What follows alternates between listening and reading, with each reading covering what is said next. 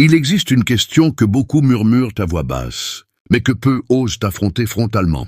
Et si ce que l'on appelle sorcellerie n'était pas simplement une pratique, mais une nature?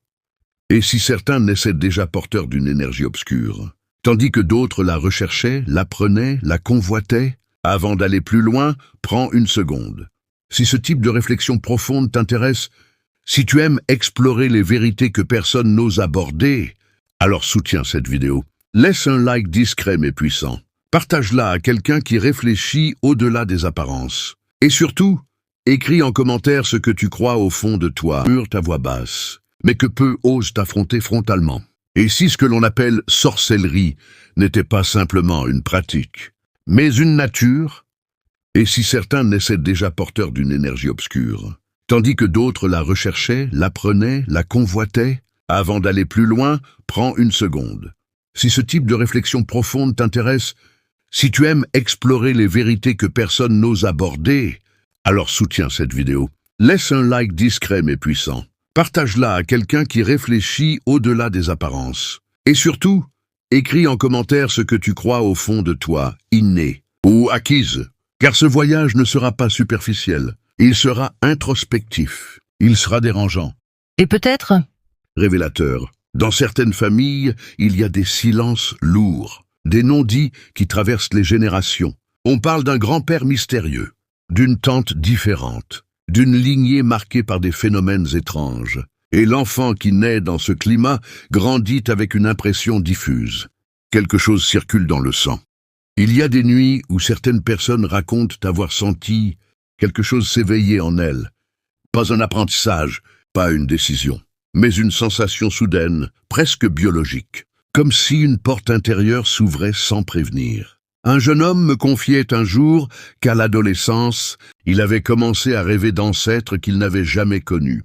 Dans ses songes, on lui parlait dans une langue qu'il ne comprenait pas consciemment, mais qu'il ressentait profondément. Au réveil, il n'avait appris aucun rituel. Pourtant, il disait percevoir les émotions des autres avec une intensité presque douloureuse. Était-ce une initiation invisible ou simplement l'éveil d'une hypersensibilité psychique? Là encore, la ligne est floue, et c'est dans ce flou que naît le mystère. Dans certaines régions d'Afrique, on parle de révélation, pas d'apprentissage, pas d'étude, mais d'une manifestation brutale. Un enfant tombe malade, puis guérit inexplicablement. Une jeune fille commence à prédire des événements. Un adolescent développe une influence inexplicable sur son entourage. La communauté interprète cela comme l'éveil d'un pouvoir latent. Mais la psychologie moderne y verrait peut-être un mécanisme d'adaptation, une manière pour l'esprit de donner un sens à l'inexplicable. Ce qui est fascinant, ce n'est pas la croyance en elle-même, c'est la force collective qui la confirme. Car lorsqu'un groupe entier croit qu'un pouvoir est inné, l'individu finit par l'incarner. L'identité devient performative, et le rôle se transforme en réalité vécue. Pourtant, il existe des récits inverses, des individus qui n'ont jamais montré aucun signe particulier, jusqu'au jour où ils ont choisi d'entrer dans un cercle fermé. Ils ont appris les symboles, les invocations, les pratiques nocturnes. Ils ont répété des gestes jusqu'à ce qu'ils deviennent naturels. Ce n'était pas une révélation, c'était une discipline, une méthode, un entraînement. Et certains affirment que le pouvoir est venu après. Non pas comme un héritage, mais comme une compétence. Alors la question devient presque scientifique. Peut-on entraîner l'esprit à générer des effets que l'on interprète ensuite comme surnaturels? Si oui, l'acquis devient redoutablement puissant.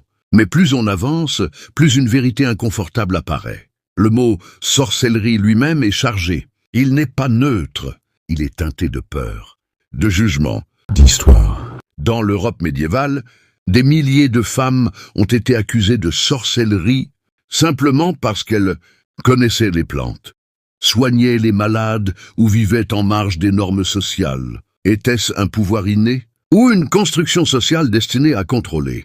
La société projette parfois ses angoisses sur ceux qui sortent du cadre. Ainsi, ce que l'on nomme sorcellerie peut être le miroir d'un malaise collectif. Et cela change profondément notre manière d'aborder la question. Mais restons dans l'ombre encore un instant.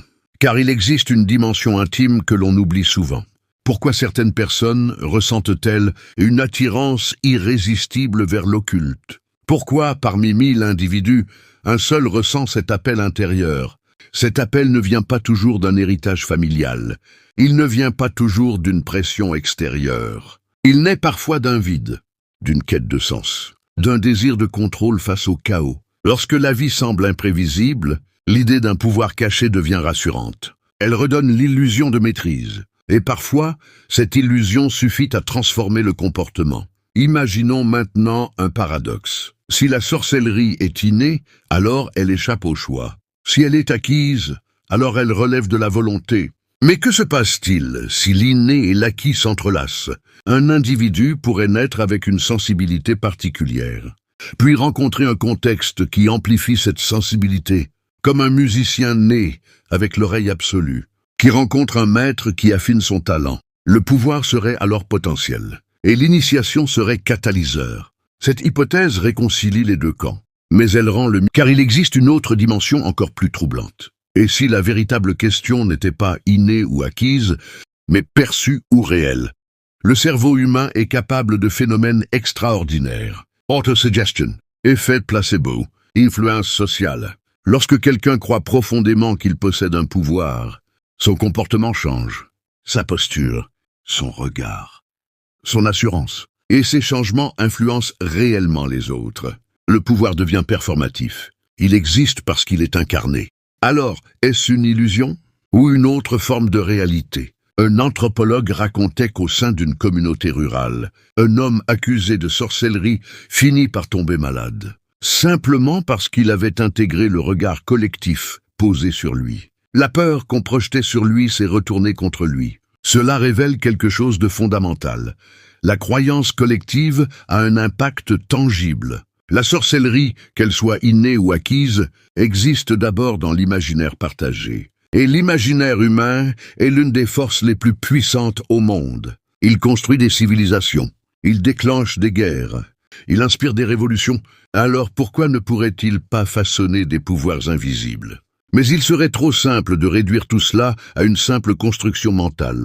Car dans de nombreuses traditions spirituelles, il est question d'énergie, de vibration, de champs invisibles. Certaines personnes semblent naturellement plus réceptives, plus intuitives, plus sensibles aux dynamiques subtiles. Cette sensibilité peut être interprétée comme un don ou comme une vulnérabilité, selon l'angle que l'on adopte. Et c'est là que la question devient intime.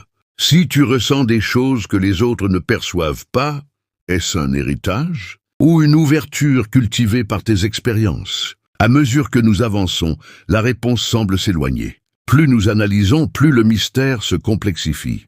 Peut-être parce que la sorcellerie, au fond, n'est pas qu'un concept spirituel. Elle est un symbole, le symbole du pouvoir, le symbole de l'invisible, le symbole de la peur humaine face à ce qu'elle ne contrôle pas. Et lorsque nous demandons si elle est innée ou acquise, nous demandons en réalité, le pouvoir naît-il avec nous ou le construisons-nous pour survivre? Nous continuerons à plonger plus profondément encore. Dans la prochaine partie, nous explorerons des témoignages narratifs fictifs plus intenses, des contradictions morales et une révélation progressive qui pourrait bouleverser la manière dont tu vois cette question.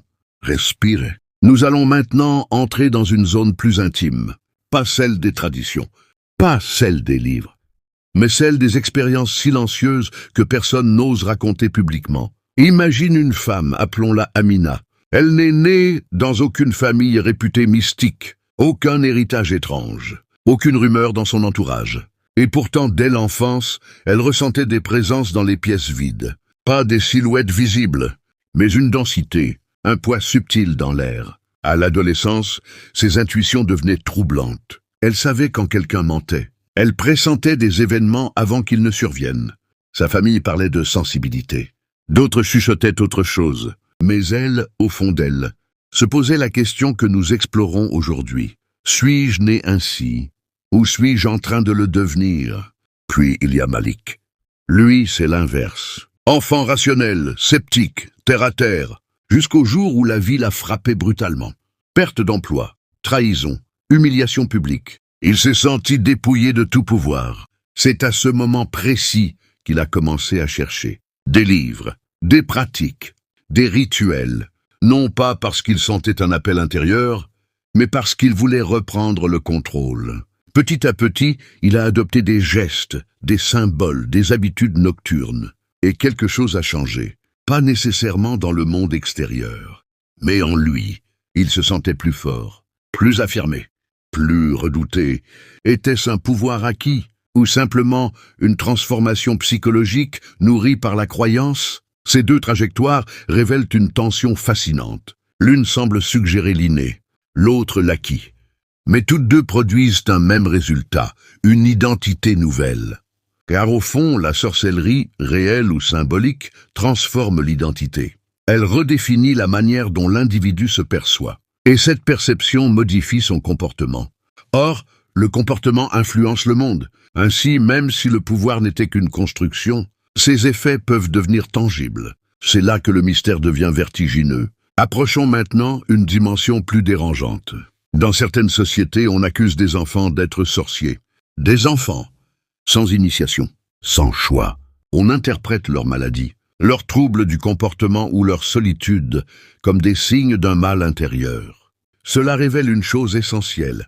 La notion d'inné peut devenir dangereuse. Car si l'on croit qu'un pouvoir est inscrit dans le sang, alors on peut condamner quelqu'un pour ce qu'il est censé être. La croyance en l'inné porte une lourde responsabilité morale. Elle peut protéger, mais elle peut aussi exclure, et parfois détruire. À l'inverse, considérer la sorcellerie comme acquise place la responsabilité sur l'individu. Tu as choisi, tu as appris, tu as pratiqué, donc tu es responsable. Mais cette vision peut aussi simplifier à l'extrême des dynamiques complexes. Car qu'est-ce qui pousse quelqu'un à chercher un pouvoir occulte? La souffrance? La marginalisation? Le désir de reconnaissance? Si une personne apprend parce qu'elle se sent invisible dans un monde qui l'écrase, peut-on parler d'un choix libre ou d'une réponse à un environnement oppressant? L'acquis, lui aussi, est conditionné. Regardons maintenant du côté de la neuroscience. Le cerveau humain est extraordinairement malléable. La plasticité neuronale permet de modifier profondément nos perceptions et nos réactions. Si une personne pratique intensément certaines visualisations, certains rituels, certaines croyances, son cerveau finit par réorganiser ses connexions. Ce qu'elle ressent devient réel pour elle. La peur devient sensation. La conviction devient expérience. Ainsi, même un pouvoir acquis peut produire des effets authentiquement vécus. Ce n'est pas nécessairement surnaturel, mais ce n'est pas non plus insignifiant. La frontière entre esprit et réalité est plus poreuse qu'on ne le croit. Il y a aussi cette dimension collective que l'on néglige trop souvent. Dans un village où tout le monde croit en la transmission héréditaire d'un pouvoir, l'enfant né dans une famille, réputée porteuse, grandira, avec un statut particulier. On l'observera différemment, on interprétera ses gestes différemment. Cette pression façonnera son identité. Il pourra inconsciemment adopter les comportements attendus, non par mensonge, mais par adaptation. Ainsi, l'inné pourrait parfois être une prophétie sociale autoréalisatrice. Une histoire racontée si souvent qu'elle finit par devenir vérité incarnée. Mais retournons la question. Et si la sorcellerie était simplement le nom que l'on donne à la capacité d'influencer?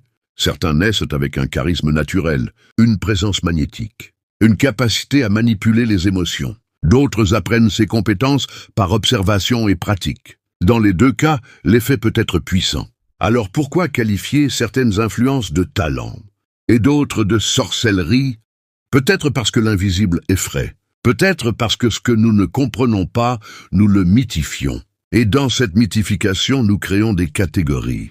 Inné, acquis, pur, occulte. À mesure que nous avançons, une idée se dessine lentement. Peut-être que la sorcellerie n'est ni un don mystérieux transmis génétiquement, ni un simple apprentissage technique. Peut-être qu'elle est l'intersection de trois forces. La sensibilité personnelle, le contexte culturel, la croyance collective. Lorsque ces trois éléments s'alignent, quelque chose émerge. Un phénomène, une identité, une expérience vécue comme réelle. Et ce quelque chose reçoit un nom. Sorcellerie. Mais nous ne sommes pas encore au cœur du paradoxe. Car il existe une question plus profonde encore. Pourquoi avons-nous besoin de savoir si c'est inné ou acquis? Pourquoi cette dichotomie nous obsède-t-elle? Peut-être parce que derrière cette question se cache une peur plus fondamentale. la peur que le pouvoir nous échappe. S'il est inné, il peut naître chez n'importe qui. S'il est acquis, il peut être appris par n'importe qui. Dans les deux cas, le contrôle devient incertain, et l'incertitude nourrit l'angoisse. Respire un instant. Regarde cette question non plus avec peur, mais avec lucidité. Et si la véritable puissance n'était pas dans la nature du pouvoir, mais dans la manière dont on l'interprète? Et si la sorcellerie, au fond, révélait simplement notre relation à l'invisible? Dans la prochaine partie, nous allons pénétrer encore plus profondément dans cette zone trouble. Nous explorerons le rôle de la foi, du doute, de la transmission inconsciente, et une révélation qui pourrait bouleverser ta perception de tout, ce que nous avons construit jusqu'ici. Car plus on s'approche du cœur de cette question, plus elle cesse d'être extérieure et devient personnelle. Il existe un phénomène dont on parle rarement, la transmission inconsciente. Pas celle des rituels, pas celle des formules, mais celle des peurs, des croyances, des regards. Un enfant qui grandit dans un environnement où l'on murmure que dans cette famille, il y a quelque chose, n'entend pas seulement des mots. Il absorbe une atmosphère, il perçoit une tension, il intègre une identité avant même de la comprendre. Et cette identité agit en silence. Ainsi, ce que l'on croit inné pourrait parfois être une mémoire émotionnelle transmise sans parole. Approchons une autre dimension, la foi. Car qu'est-ce qu'un pouvoir sans croyance? Dans de nombreuses traditions spirituelles, la force d'un rituel ne réside pas uniquement dans le geste, mais dans l'intention. Deux personnes peuvent accomplir le même acte. L'une n'y croit pas. L'autre y investit toute son âme. Les effets ne seront pas identiques. Cela signifie que la croyance elle-même est un amplificateur. Et si la sorcellerie était en partie une technologie de la foi? Dans ce cas, l'inné pourrait être une prédisposition à croire intensément. Et l'acquis, l'apprentissage des formes à travers lesquelles cette foi s'exprime. Il y a aussi le rôle du doute, car ce qui est fascinant, c'est que ceux qui se disent porteurs d'un pouvoir traversent souvent des périodes de crise intérieure. Ils doutent, ils remettent en question, ils oscillent entre certitude et peur. Ce n'est pas la posture d'un mythe figé, c'est une expérience humaine. Et ce doute révèle une chose, la sorcellerie, qu'elle soit innée ou acquise, ne supprime pas l'incertitude. Elle cohabite avec elle. Elle vit dans cette tension. Et cette tension la rend encore plus mystérieuse. Imaginons maintenant un scénario différent. Et si la question de l'inné ou de l'acquis était une distraction? Et si la véritable clé résidait ailleurs, dans la perception du pouvoir par les autres? Un individu peut ne jamais se considérer comme sorcier. Mais si son entourage le croit, son existence en sera affectée. La peur qu'il inspire modifie les interactions, les distances, les regards, et ces modifications influencent son propre comportement. Ainsi, la sorcellerie peut exister socialement, même si elle n'existe pas intérieurement. C'est une construction. Il y a une réalité encore plus troublante. Dans certaines communautés, on remarque que les accusations émergent souvent dans des moments de tension. Quand les ressources diminuent, quand les conflits familiaux éclatent, quand les jalousies s'intensifient, la figure du sorcier devient alors un exutoire, une manière d'expliquer l'injustice. Plutôt que d'accepter le hasard ou la complexité, on désigne un responsable invisible. Cela ne signifie pas que toute croyance est fausse, mais cela révèle le rôle psychologique du concept. L'inné devient une explication, l'acquis devient une justification, et le mystère devient une réponse au chaos. Mais revenons à l'individu. Car derrière toutes ces analyses se trouve une question intime. Si tu ressentais un pouvoir particulier en toi, préférerais-tu croire qu'il est inscrit dans ton essence ou qu'il est le fruit de ton parcours? La première option donne un sentiment de destinée. La seconde donne un sentiment de maîtrise, destin ou choix. Nature ou construction, ces deux visions façonnent profondément l'identité. Et peut-être que le débat sur la sorcellerie est, au fond, un débat sur notre conception de nous-mêmes. Il existe aussi une dimension énergétique que certains décrivent.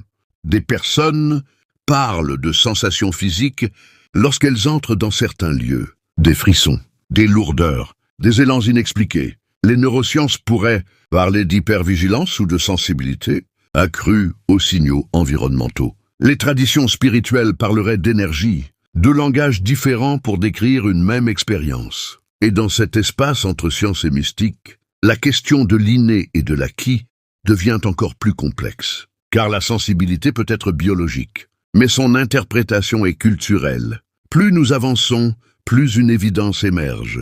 La sorcellerie telle qu'on la conçoit n'est jamais isolée. Elle est toujours insérée dans un récit familial, un récit social, un récit religieux. Et ce récit influence la manière dont l'individu comprend ses propres sensations. Ainsi, un même phénomène intérieur peut être interprété comme un trouble psychologique dans un contexte et comme un pouvoir mystique dans un autre. Le vécu change peu. L'étiquette change tout.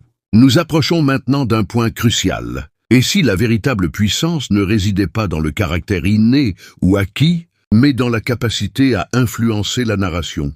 Celui qui contrôle le récit contrôle la perception. Celui qui contrôle la perception influence la réalité sociale. Dans ce sens, la sorcellerie pourrait être l'art, conscient ou non, de manipuler les symboles et les croyances. Certains naissent peut-être avec une facilité à lire ces dynamiques. D'autres l'apprennent.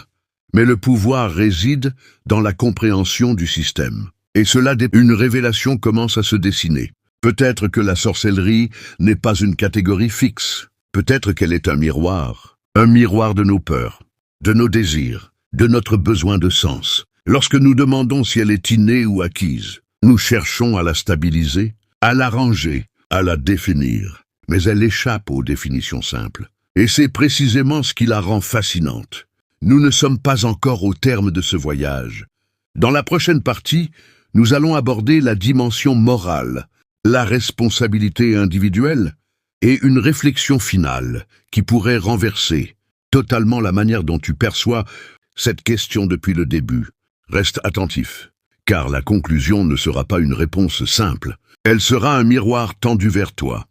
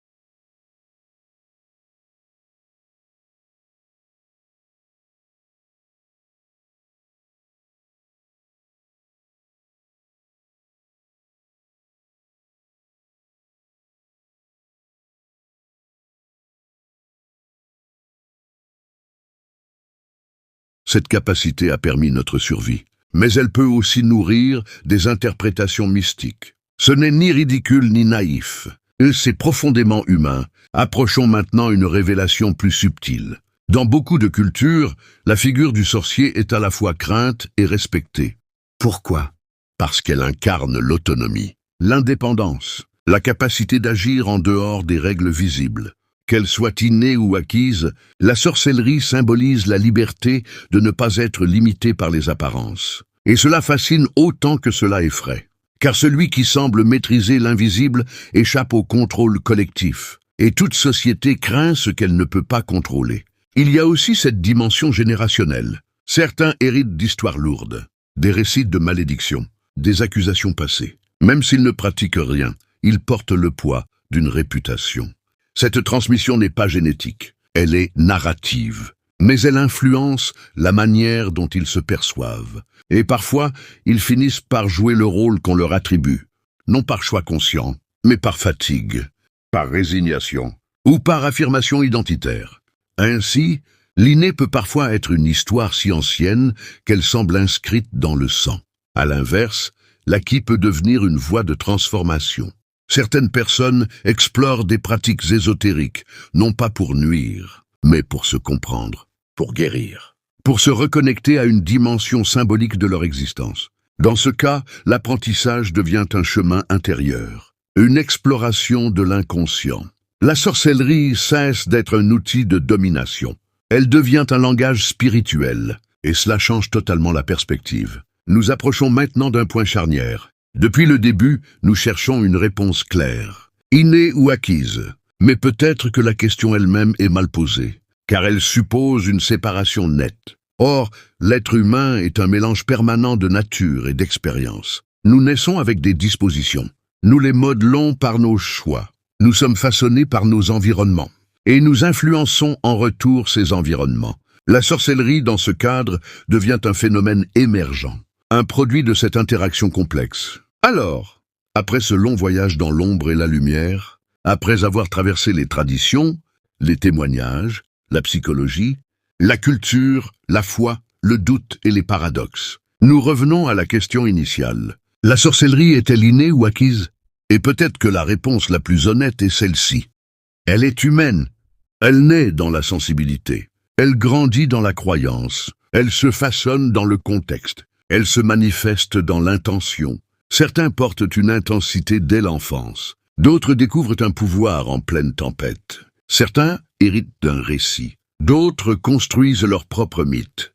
Mais au fond, ce que nous appelons sorcellerie révèle surtout notre rapport au pouvoir invisible. Notre peur de ce que nous ne contrôlons pas. Notre fascination pour ce qui dépasse l'explication. Notre besoin de donner du sens à l'inattendu. Et voici la vérité la plus dérangeante. Le véritable pouvoir n'est peut-être pas dans des forces occultes. Il réside dans la conviction, dans l'intention, dans la capacité à influencer le récit, le nôtre et celui des autres. Quand une personne croit profondément en quelque chose, son regard change, sa posture change, ses décisions changent, et le monde autour d'elle commence à réagir différemment. Alors est-ce inné?